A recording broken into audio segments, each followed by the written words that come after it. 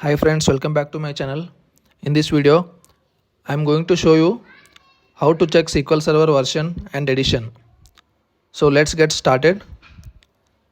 First of all, open SQL Server Management Studio and click on New Query.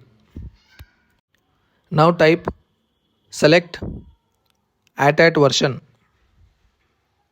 and execute. This query will show the SQL Server version, build number and edition. Let me copy the results.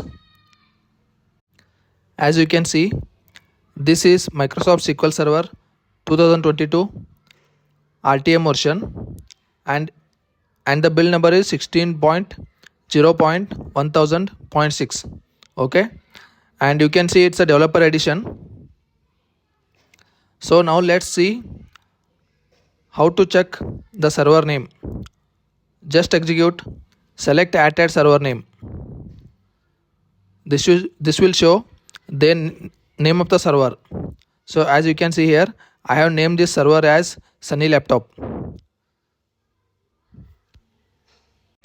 That's all in this video. Thank you for watching.